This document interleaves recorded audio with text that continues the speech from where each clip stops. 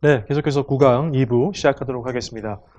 제가 1부에서 앞서 2부에서는 하나님 중심적 세계관에 대해서 이야기할 것이다라고 소개를 좀 드렸는데요.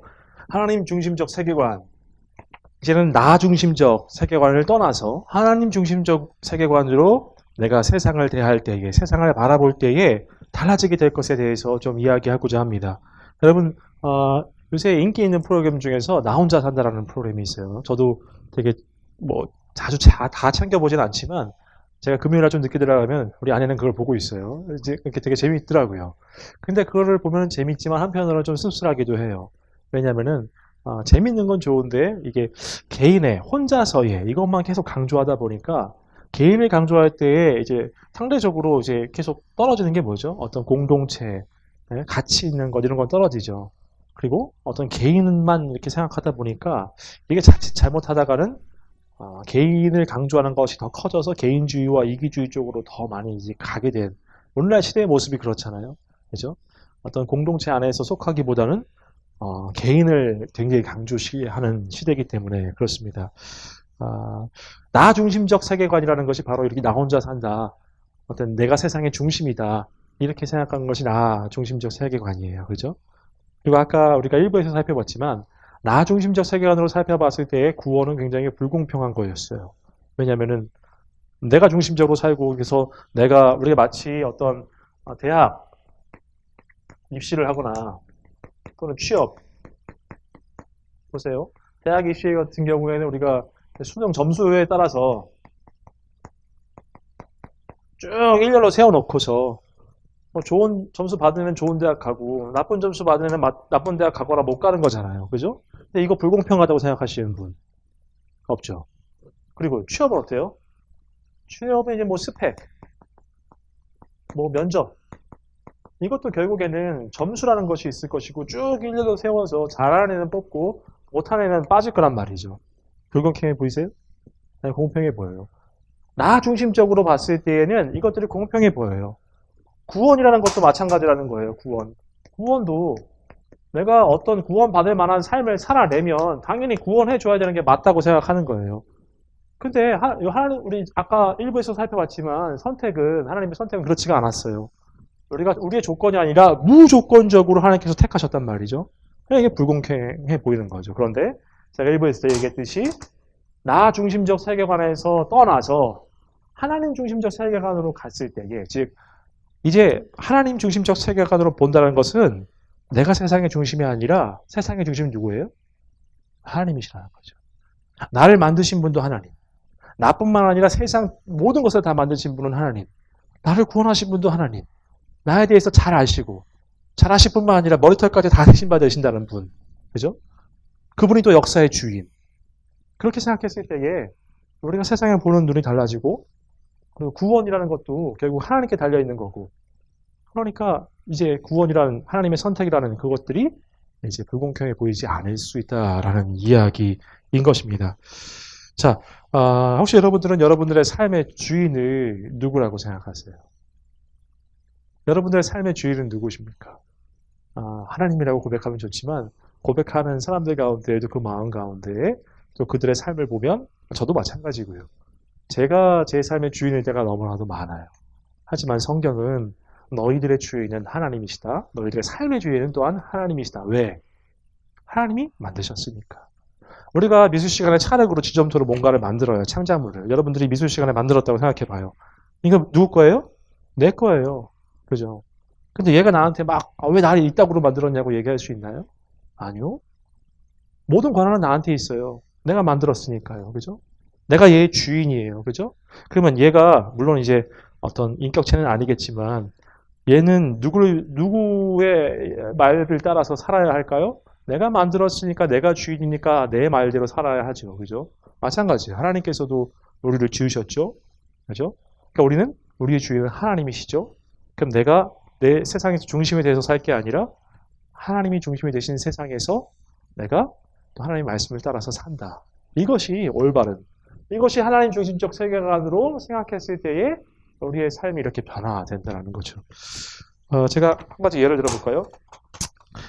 우리가 하나님 중심적으로 생각할 때에 꼭 생각했으면 좋은 게 인간의 역사예요. 자, 인간의 역사는 이렇게 일직선의 역사예요. 여기서부터 시작이 됐습니다. 태초에 하나님께서 천지를 창조하셨느니라. 이게 천지 창조. 쭉 역사가 이제 시작입니다. 역사가 쭉 이어져 왔어요. 우리는 어디쯤 있을까요? 뭐 현재니까 이 정도 있을 거고 또 이어져 가겠죠.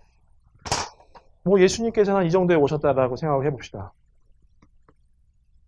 그럼 여기가 뭐 구약이고 이제 신약 시대일 텐데 보세요. 우리 인간은 살아봤자 몇 년 사이죠? 네, 오래 살아봤자 100년 조금 더 사나요? 그죠?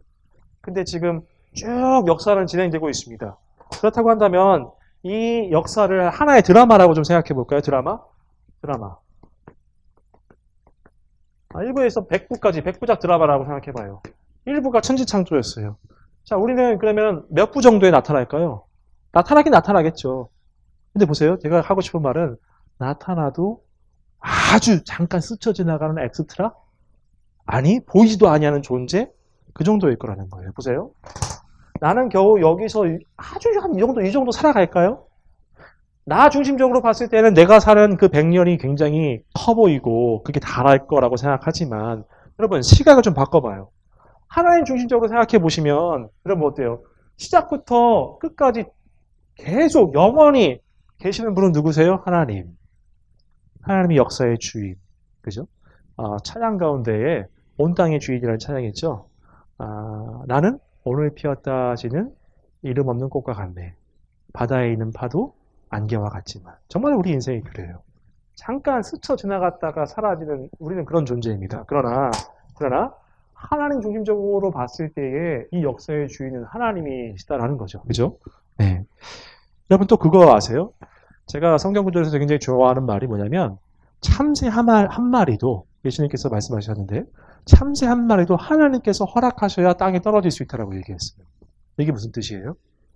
참새 한 마리, 가장 그렇게 가치 없어 보이는 그 참새 작은 새 한 마리도 하나님이 허락하셔야 죽을 수 있다는 거예요. 그럼 이건 무슨 뜻이죠? 이 세상에서 일어나는 모든 일은 결국 하나님께서 허락하셔야 일어나는 일들. 그죠? 그럼 이 세상의 모든 일들은 누구에게 달려있다? 하나님께 달려있다 할 수 있죠. 그러면 우리가 나 중심적으로 살아가야 돼요? 하나님 중심적으로 살아가야 돼요? 우리는 이렇게 굉장히 아주 별거 아닌 존재고 또 모든 일이 다 하나님이 허락하셔야 하는 일이고 하나님의 뜻대로 이루어진다고 한다면 정답은 나왔잖아요. 하나님 중심적으로 살아가야 하는 것이 맞는 거잖아요. 그죠? 역사를 보더라도 우리는 나 중심적이 아니라 하나님 중심적으로 살아야 한다는 것을 우리가 알 수 있어요. 그죠? 자, 그 다음에 또 한 가지 여러분들에게 이야기하고 싶은 게 있는데 잠깐 칠판 좀 지우고 다시 이어가도록 하겠습니다. 네, 우리는 하나님 중심적 세계관에 대해서 계속 얘기하고 있습니다. 여러분, 혹시 내가 하나님 중심적 세계관을 가지고 살아가고 있는지, 또는 나는 나 중심적인 세계관에 아직 갇혀 있는지를 이렇게 자가 진단할 수 있는 질문이 있어요. 제가 한번 써봤는데요. 내가 정말로 하나님 중심적으로 살고 있는가, 아니면 나 중심적으로 계속 여전히 나는 살고 있는가를 되돌아보게 하는 질문입니다. 꼭 생각해 보아야 할 질문. 하나님은 여러분에게 어떤 존재이신가에 대해서 여기에서 어떻게 대답하냐에 따라서 나는 정말로 하나님 중심적으로 살고 있나, 나 중심적으로 살아가고 있나 좀 살펴볼 수가 있어요. 네. 여러분에게 하나님은 어떤 존재이신가요? 여러분들에게 하나님은 어떤 존재이세요? 우리가 보통 많은 사람들이 생각하는 거, 하나님을 생각할 때 보통 생각하는 게 나의 어떤 고통, 걱정, 근심, 또요, 나의 미래, 또는 어떤 불안. 자, 이런 것들에 대해서 내가 기도할 때에, 간구할 때에 내 기도에 응답하시는 분, 또 내 삶을 인도하시는 분, 나를 지켜주시는 분, 이런 분으로 보통 많이 생각을 해요. 그죠? 네, 거의 대부분 아마 이렇게 많이 생각을 할 겁니다. 그죠? 그런데 만약에 이런 생각해 본 적 있으세요? 만약에 여기까지만 하나님이 우리에게 이런 존재다라고 한다고 한다면, 네, 하나님 죄송합니다. 이렇다고 한다면 하나님은 우리에게 그냥 요술램프 지니인 거예요. 그렇잖아요. 나에게 필요한 거를 충족시켜주는, 그죠? 다 나에게 필요한 것들, 이런 것들을 해결시켜 주시는 분. 그러니까 하나님은 이런 존재이라는 거죠. 그죠? 근데 이게 가만히 보면 뭐예요? 결국 이건 다 누구 거예요? 나예요, 나. 지금 이건 어떤 거냐면 이런 거예요. 내가 여기 크게 있어요. 나가 중심이에요. 근데 하나님은 여기 계세요. 그래서 나에게 계속 뭔가를 서포트 해주시고 나를 채워주시고 뭔가를 나를 주셔야 되는 분이야. 이게 하나님이에요. 이게 뭐냐면 이게 나 중심적 세계관 가진 사람이에요. 그리고 이렇게 살아가는 사람들에게 하나님은 뭐냐? 아까 뭐 제가 진이라는 표현 썼지만 진이 또 헬퍼 나를 도우시는 분 이 정도인 거예요.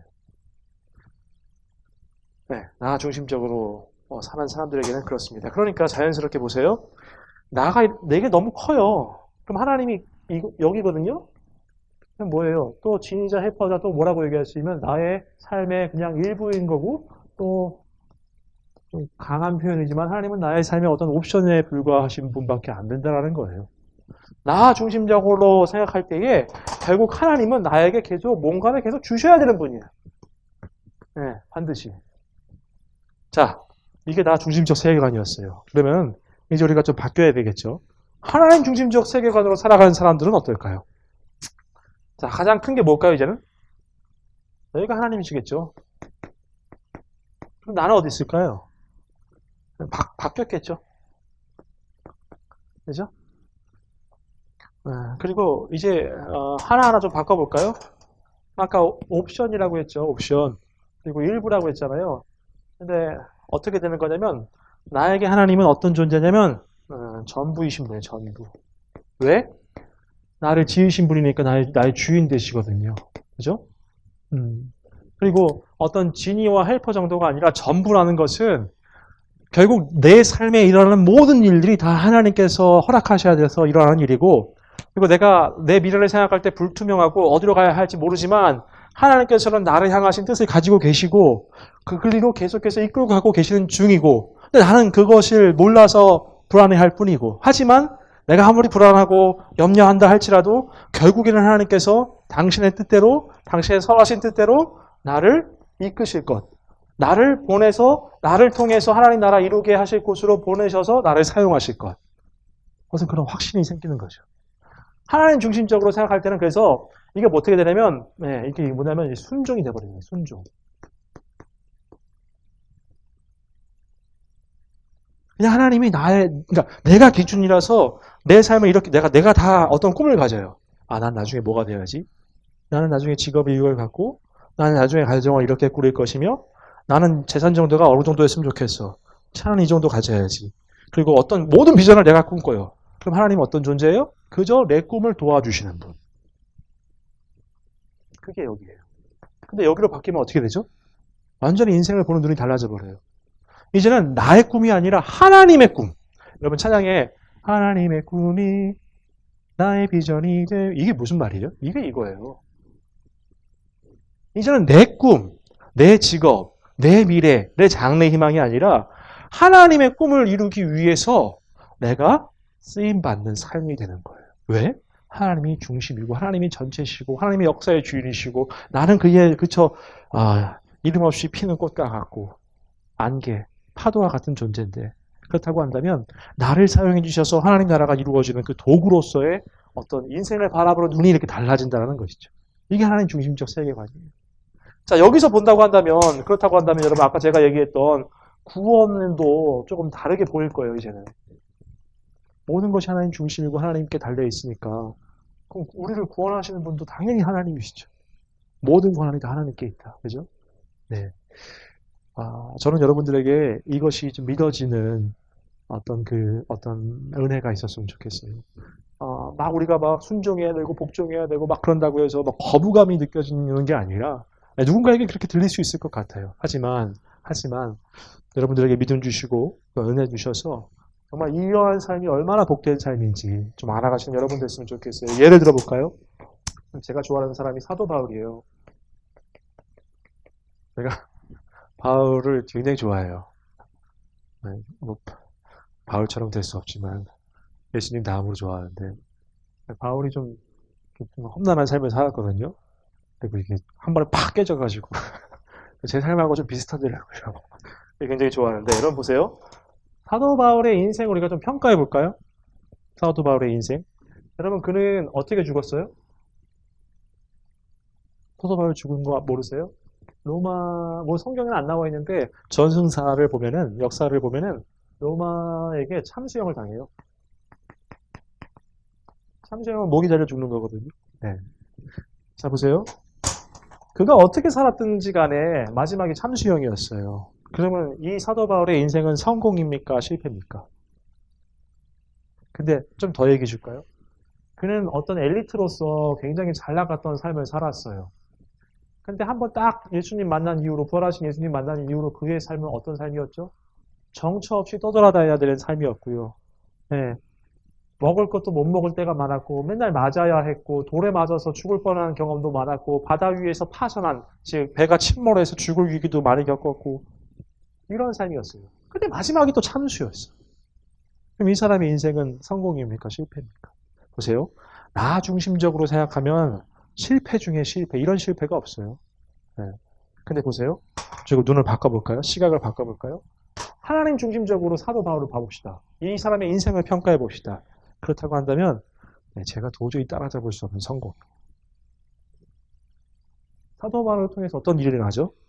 복음이 이스라엘에 갇혀있던 그 복음이 사도 바울을 통해서 소아시아로 유럽으로 뻗쳐나가요. 단 그 한 사람을 통해서 걸어서 이동해서 아시아로 유럽으로 그렇게 핍박받고 박해받고 조롱받는데도 불구하고 돌 맞아가지고 그냥 피 흘리고 그런데도 불구하고 또다시 일어나서 가요. 그래서 이 사도 바울 한 사람으로 말미암아 소아시아와 유럽 전역에 특별히 그 당시 최강 제국인 로마에 복음이 전해진단 말이에요. 그죠? 자, 그러면 사도 바울이 당시에만 영향을 끼쳤을까요? 여러분 지금 보고 있는 로마서 누가 쓴 거예요? 사도 바울이 썼어요. 몇천 년이 지난 지금에까지 그의 기록물, 그의 저작은 우리에게 영향을 끼치고 있고 우리의 삶에 영향을 끼치고 있고 우리의 삶에서 어떤 힘이 되고 능력이 되는 말씀으로서 우리의 삶을 변화시키고 있는 말씀이 되고 있어요. 보세요.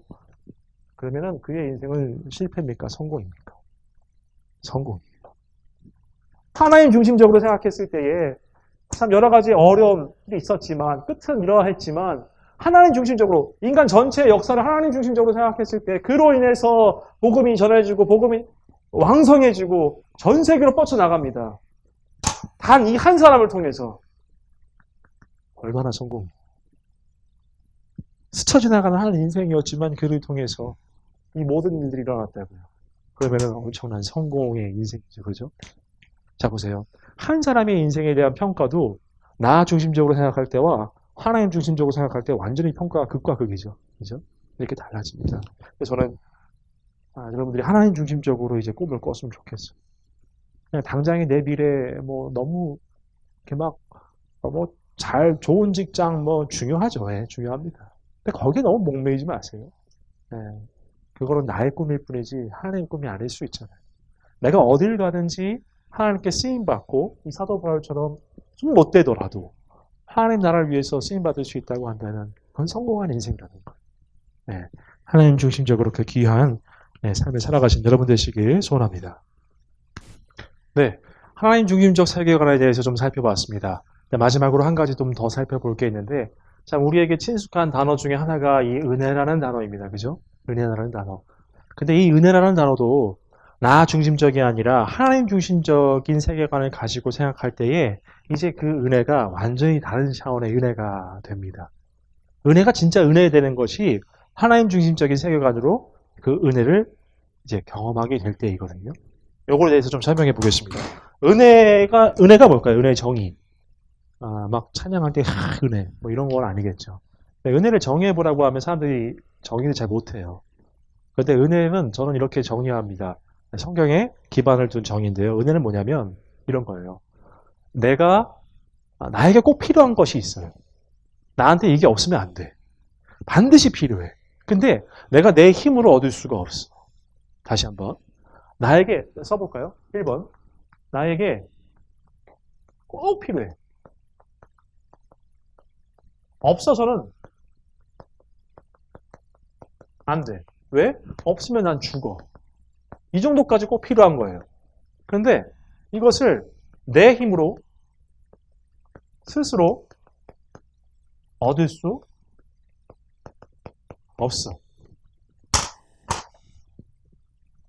나에게 꼭 필요하고 없어서는 안 되고 반드시 필요한 건데, 근데 내 힘으로 그걸 얻을 수 없단 말이죠. 그런데 이게, 이것이 누군가로부터 주어져요. 내 안에서, 내부에서 주어지는 게 아니라 외부에서 누군가로부터 그것도 거저. 즉 어떤 대가를 받지 않고 거저 주어져요. 이것을 은혜라고 해요. 이게 은혜. 이것이 은혜인데 보세요. 이것을 제가 왜 하나님 중심적 세계관으로 볼 때 좀 달라지느냐 이야기했냐면, 자, 유대인들 같은 경우에는 보세요.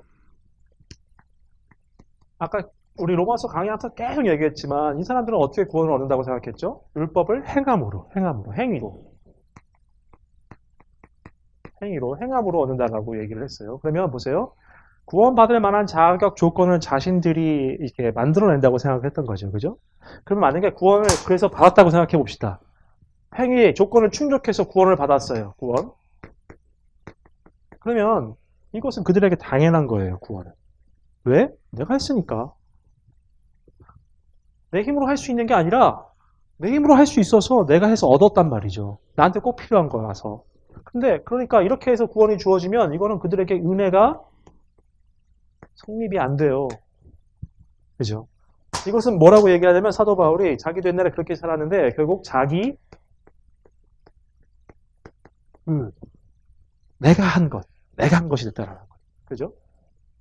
근데 유대인은 이것은 착각이었죠. 우리는 어떻습니까? 우리는 나에게 꼭 필요한 건 뭡니까? 내가 이제 영원히 멸망당할 존재인데 나에게 생명이 필요해요. 구원이 필요해요. 근데 내가 스스로 얻을 수 없어요. 조건 다 완성됐어요. 근데 외부 예수 그리스도께서 다 그가 십자가 위에서 다 이루시고 나에게 어떤 조건도 없이 그냥 거저 주셨어요. 그죠? 나에게 꼭 필요한 것을 거저 주셨어요. 그게 은혜인 거예요. 그렇게 될 때에 내가 이룬 것이 아니기 때문에 진짜 은혜가 될 수 있는 거죠. 내가 뭔가를 해서 한 게 아니라 정말 나는 완전 죽을 지경이었는데 그냥 주어졌어요. 외부에서. 그러니까 나에게 이제 은혜가 되는 거죠. 보세요. 나 중심적으로 사는 게 이거예요. 내가 뭔가 하는 거. 근데 하나님 중심적으로는 뭐예요? 하나님이 외부에서 나에게 구원을 선물로 주셨어요. 그죠? 그러면 진짜 은혜가 은혜되는 거죠. 그죠? 은혜가 달라진다는 거예요. 자, 로마서 9장 우리가 살펴보고 있는데 로마서 9장 29절에 보면은 이렇게 이야기합니다. 29절. 또한 이사야가 미리 말한 바 만일 만군의 주께서 우리에게 씨를 남겨두지 아니하셨더라면 우리가 소돔과 같이 되고 고모라와 같았으리로다 함과 같으니라. 소돔과 고모라는 창세기에서 부패와 타락으로 완전히 멸망당한 국가였죠. 근데 만약에 여기서 뭐라고 얘기해요? 만일 만군의 주께서 우리에게 씨를 남겨두지 아니하셨더라면, 즉 뭐냐면 이거는 하나님께서 우리를 긍휼히 여겨주지 아니하셨더라면, 하나님께서 우리를 구원해 주지 않으셨다라고 한다면 우리는 다 죽었을 것입니다 라는 거예요. 그러나 하나님께서 구원해 주셔서 우리가 이렇게 살 수 있습니다. 전적으로 하나님의 은혜입니다. 이 개념을 이야기하고 있는 거죠. 그러면서 9장 22절 23절 자막으로 나갑니다. 한번 읽어볼게요. 만일 하나님이 그의 진노를 보이시고 그의 능력을 알게 하고자 하사 멸하기로 준비된 진노의 그릇을, 자, 하나님께서 이거는 이제 완전히 멸하기로 딱 정하셨어요. 그런 그릇이 있어요. 그러한 사람이 있어요. 그런데 뭐라고 얘기합니까? 진노의 그릇을 오래 참으심으로 관용하시고, 오래 참으심으로. 당장에 심판하셔야 되는데 오래 참으심으로 관용하시고, 또한 영광 받기로 예비하신 바 긍휼의 그릇에 대하여 그 영광의 풍성함을 알게 하고자 하셨을지라도 무슨 말을 하리요. 이게 뭐냐면은 결국 하나님께서 토기장이게 되시고 우리는 그릇이잖아요. 근데 하나님께서 토기장이시니까 하나는 귀 있을 것을, 하나는 천 있을 것을 마련하셨잖아요. 근데 천 있을 그릇에 대해서도 오래 참으시고 관용을 베푸셔서 구원하실지라도 우리가 무슨 말을 하겠느냐. 그게 우리라는 거죠. 우리는 완전히 버림받을 존재였지만 우리에게 뭐가 있다고, 그죠? 사랑해 주시고 오래 참으시고 관용하셔서 이게 진짜 은혜라고 하는 겁니다. 네, 이 말씀을 좀 맺으려고 합니다. 강의를 마무리하려고 하는데요. 여러분, 우리가 오늘 2부를 통해서는 하나님 중심적 세계관에 대해서 좀 살펴봤어요. 이제 여러분들의 어떤 꿈과 비전이 그리고 인생을 대하는 태도가 좀 달라졌으면 좋겠습니다. 제가 고등학생 또 중학생 학생들한테 항상 하는 얘기가 있어요. 얘들아, 너희들이 지금 장래 희망을 꿈꿀 때에 뭐가 되려고 하지 말아라. 다시 한번 들으세요. 뭐가 되려고 너희 삶을 꿈꾸지 말아라. 중요한 건 뭐예요? 뭐가 되는 것보다 중요한 것은 어떻게 살아가는 거다. 그래요. 뭐가 됐다고 생각해 봅시다. 그 다음 뭐예요? 또 뭐가 될 거예요? 자, 솔로몬이 헛되다라고 얘기했어요. 그죠? 네. 그 자리에 가서 헛되다고 말하지 마시고 어떻게 살아가야 할지를 여러분 고민하세요. 그런데 그 어떻게 살아가야 할지도 나 중심적 내가 하고 싶은 대로가 아니라 이제 배우셨잖아요. 역사의 주인 하나님, 나의 주인 하나님. 제가 말씀 한 구절 읽어드리겠습니다. 고린도 후서 5장 15절 말씀인데요. 자막으로 보세요. 그가 모든 사람을 대신하여 죽으심은 예수 그리스도가 모든 사람을 대신하여 죽으심은 살아있는 자들로 하여금 다시는 그들 자신을 위하여 살지 않고 이제 더 이상 너희들 자신을 위하여 살지 않고 오직 그들을 대신하여 죽었다가 다시 살아신 이를 위하여 살게 하려 하십니다. 혹시 여러분 이게 좀 마음에 와닿으십니까? 이제 구원받은 자로서 너희를 위하여 살지 않고 너희를 위하여 죽으신 그분을 위하여 살아가라. 너희의 주인 되신 하나님 그리고 예수 그리스도를 위하여 살아가라 라고 이야기를 하고 있습니다. 여러분 이렇게 살면 나중에 죽을 때 헛되다. 내 삶이 참 의미 없었다. 후회된다라고 말하지 않을 수 있을 거예요. 저도 그 삶을 향해서 달려가고 있습니다. 여러분들도 이 강의를 통해서 여러분 중심적으로가 아니라 하나님 중심적으로 살아가시는 그래서 구원도 선택도 불공평하다 말하지 아니하고 은혜입니다. 내가 뭔데 나는 이렇게 이름 없이 피었다 지는 꽃인데 내가 뭔데 나를 구원해 주십니까? 라는 그 은혜로 살아가신 여러분 되시길 주님의 이름으로 소원합니다. 네, 지금까지 경청해 주셔서 감사합니다. 10강 때 뵙도록 하겠습니다.